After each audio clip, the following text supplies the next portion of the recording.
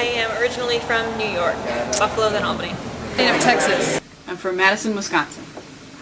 I'm from Italy. I'm from Austin, Texas. I'm Ohio originally. Just over the. I'm from Philly by way of DC. Well, I was born in Detroit. Detroit, Michigan. Alpine, Utah. Colombia. I'm from California.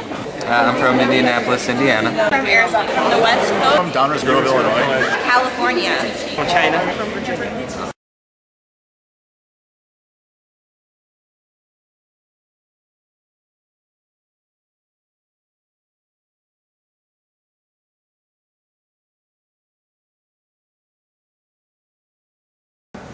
I have a Bachelor of Science and a Master of Engineering from the Rochester Institute of Technology.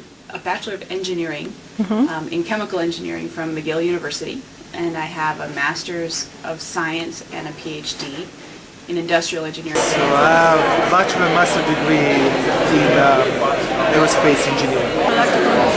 A master's and bachelor's in mechanical engineering. In sociology, I have a bachelor's and master's in that. My undergraduate is mechanical engineering. I have a master's in physics education and a master's in library and information science. My background is in business and engineering and entrepreneurship and philosophy. And philosophy. First, my bachelor's degree is in mechanical engineering, and so is my master's. My PhD was in biomedical engineering. Background, I have a Bachelor's in Electrical Engineering and a Master's in Industrial Engineering. Electrical Engineering.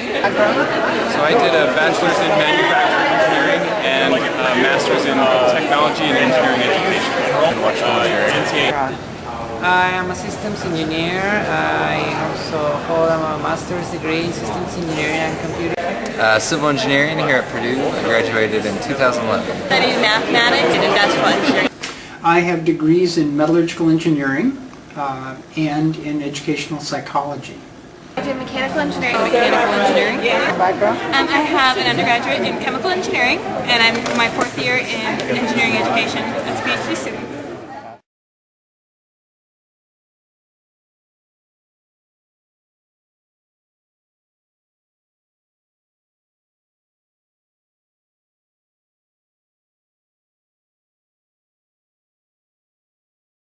And I was asked to teach a 3rd-year course in thermodynamics and kinetics.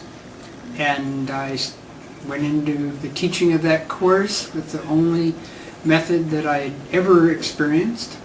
That was the lecture, homework assignments, exams. Thought my job was to impart knowledge. I thought the student's job was to get it or absorb it, and it failed. Students asked questions that indicated they had no idea what I was talking about. And rather than blame the students, which was the norm in the early 70s, send me better students, I'll do a better job. You still hear that some today. I thought that there has to be a better way to do this than what I was doing. And that's why I'm in engineering education, to try and help students get those opportunities while learning about the best practices in engineering education.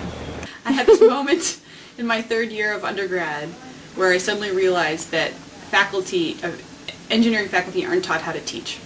And that seemed wrong to me. And I was interested in exploring how to help faculty teach better.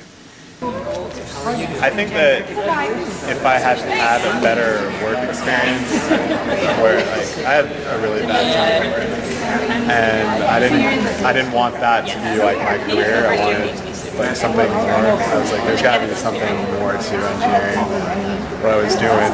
Because I saw, as I was in my career, that certain ones, myself included, were prepared for the work experience and some were not.